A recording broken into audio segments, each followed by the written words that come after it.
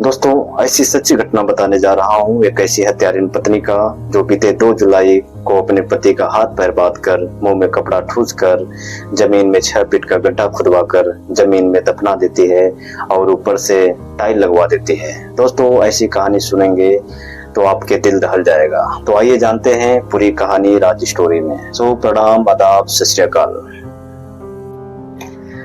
दोस्तों, ये कहानी है इसी 2 जुलाई 2025 की। जौनपुर जिले के अभय चंद पट्टे गांव का मामला है। इसी गांव का एक लड़का जिसका नाम विजय चौहान है, जिसकी उम्र 32 साल होती है, जो बहुत मेहनती होता है।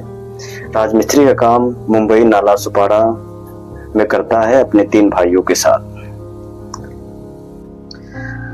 दोस्तों, विजय चौहान की शादी 8 साल पहले चमन चौहान उर्फ गुड़िया के साथ होती है।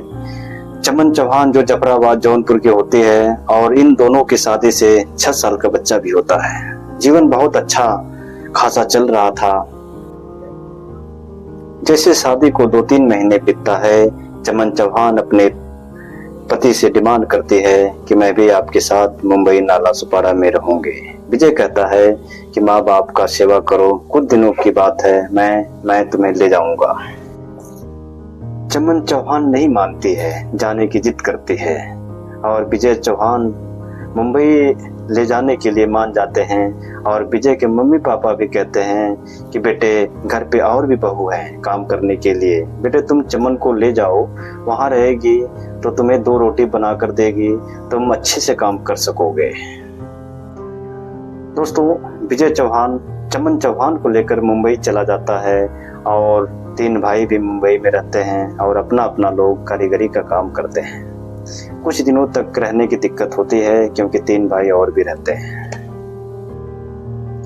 ये सोचकर विजय चौहान दिनों रात मेहनत करता है, पैसे कमाता है, एक सेपरेट रूम, निजी रूम चमन के नाम पर खरीद लेता है। अब उसके तीनों भाई अलग अलग जगह रहते हैं और विजय चौहान अपनी पत्नी चमन चौहान और 6 साल के बच्चे के साथ अपने निजी रूम में रहते हैं और तीनों भाई एक जगह रहते हैं। और विजय चौहान के घर के सामने एक और घर होता है जिसमें मोनू शर्मा नाम का लड़का रहता है, जो 20 साल का होता है, जो स्टूडेंट होता है दोस्तों, जिससे चमन चौहान और मोनू शर्मा का नाजायज संबंध होते हैं। जब विजय चौहान काम पर चले जाते थे तो चमन चौहान और मोनू शर्मा घंटों तक रंगरलिया मनाते थे और घंटों तक मोनू से बात करते थे चमन चौहान। एक दिन विजय का बेटा नन्हा से मुन्ना अपने पापा विजय से सारी बात बताता है कि पापा, आप चले जाते हो तो रूम में मोनू अंकल आते हैं। विजय इतना भोला व्यक्ति होता है कि यह बात सुनकर चमन को समझाते हैं कि तुम किसी से ज्यादा मतलब क्यों रखते हो, ये जुग जमाना क्या कहेगा। विजय समझाता है और कहता है, देखो गुड़िया, जो भी मैं कमा रहा हूँ तेरे लिए, मैं तुम्हारे पे विश्वास करता हूँ, तुम विश्वास बनाए रखना और कभी भी विश्वास मत तोड़ना। लेकिन आए दिन बच्चा बार बार पापा को मम्मी की हरकतें बताते रहा। एक दिन 2 जुलाई के दिन विजय चौहान काम पर से दोपहर से पहले आ जाते हैं और पत्नी चमन चौहान और मोनू शर्मा को रंग रलिया मनाते देख लेते हैं। और विजय चौहान गुस्सा करते हैं, डांटते हैं, डांट कर कहते हैं, क्या यही वफादारी है पति के साथ? और गुस्से में पत्नी को 2 थप्पड़ मारते हैं और निराश होकर फिर काम पर चले जाते हैं। और इधर जो प्रेमी होता है मोनू शर्मा, वहां से भाग जाता है।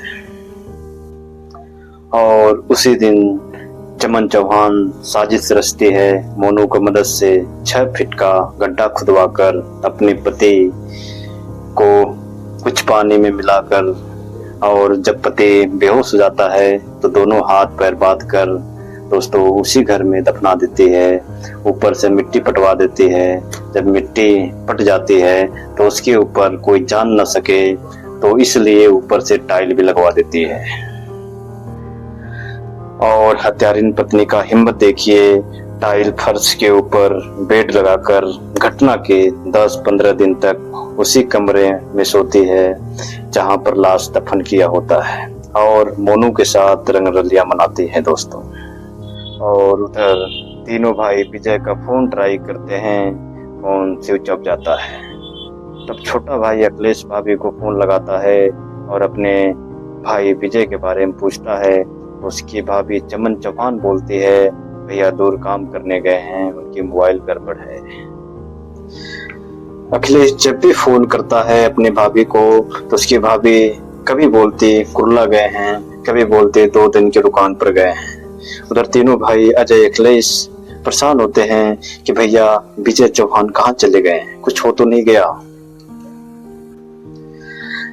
और परेशान होकर छोटा भाई अखिलेश भैया के रूम पर भी जाता है और भाभी से पूछता है, भाभी भैया कब आएंगे।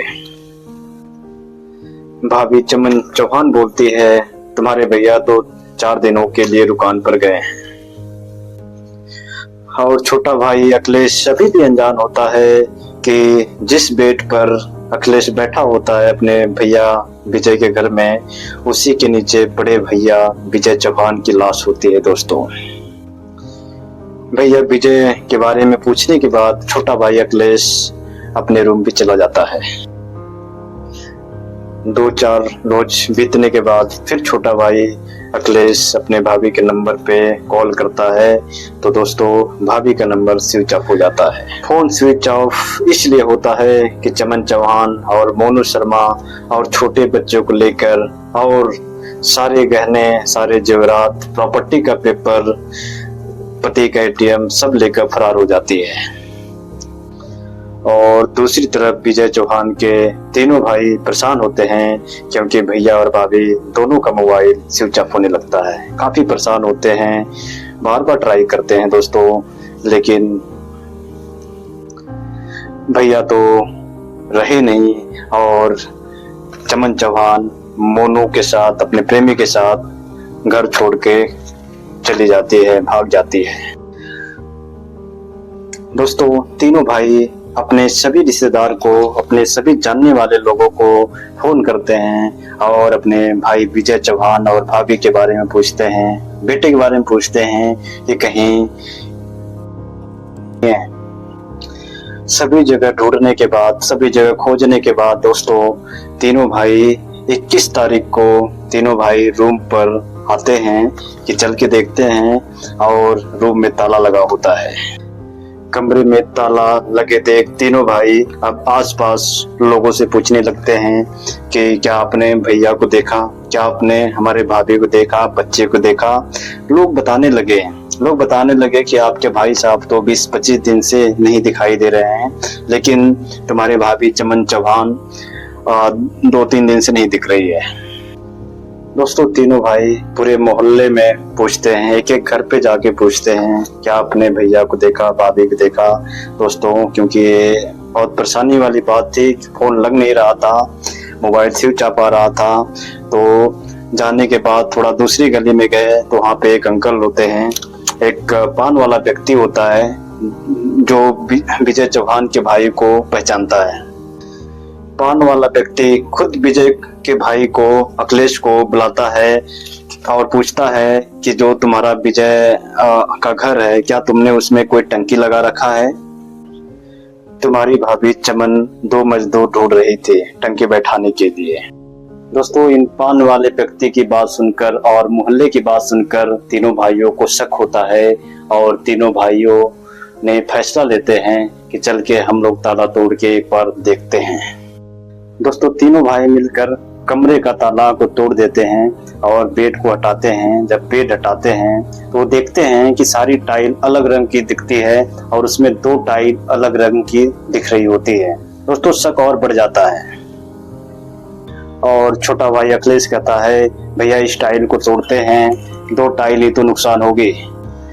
दोस्तों जैसे ही टाइल को तोड़ते हैं, थोड़ा से खोदते हैं तो बहुत बुरा स्मेल आती है और उसमें एक कपड़ा दिखाई देता है।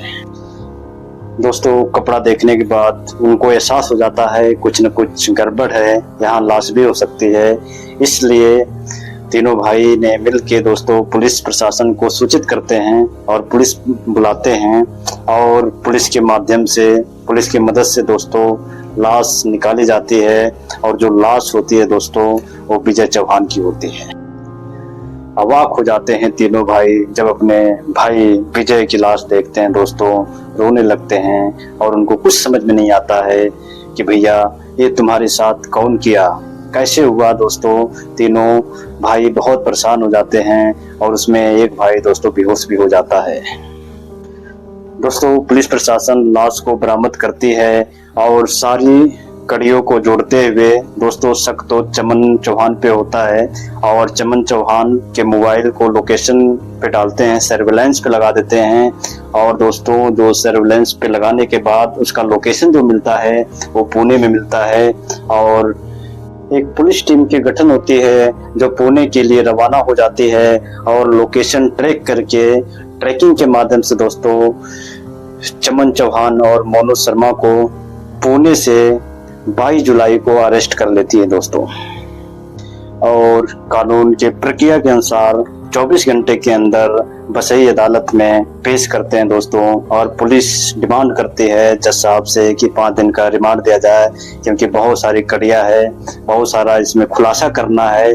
तो दोस्तों कोर्ट ग्रांट करती है कि आप 5 दिन का टाइम दीजिए और जांच पड़ताल को आगे बढ़ाइए और पुलिस अपनी कानूनी जांच शुरू कर देती है और दोस्तों जो 6 साल का बच्चा होता है उसके चाचा अखिलेश को सौंप दिया जाता है और वो छोटा सा नन्हा सा मुन्ना बच्चा बताता है कि कैसे कैसे पुणे लोग गए दोस्तों सारी चीजें इनकी। और बच्चा बताता है कि मम्मी और मोनू अंकल एक कमरे में रहते थे और सोते थे और ऐसे ऐसे काम करते थे। दोस्तों वो बच्चा अनजान होता है कि काम क्या है, गलत या सही, क्योंकि छोटा सा नन्हा सा मुन्ना होता है। जब ये सारी बातें परिवार वाले सुनते हैं, छोटे भाई सुनते हैं दोस्तों, तो लोग भावुक हो जाते हैं। दोस्तों इस सच्ची घटना बताने का मकसद किसी का दिल दुखाना नहीं है, ये जागरूकता के लिए बताया गया है। दोस्तों जाते जाते हम उन प्रेमियों से रिक्वेस्ट करना चाहूंगा जो गलत जगह नाजायज संबंध बनाते हैं और निर्दोष पति या निर्दोष पत्नी का हत्या कर देते हैं। अगर आपको किसी के साथ नहीं रहना है तो हत्या अपराध ना करें, अपने सहमति से आप अलग हो जाएं। दोस्तों फिर मिलते हैं एक नई कहानी के साथ, तब तक के लिए जय हिंद, वंदे मातरम।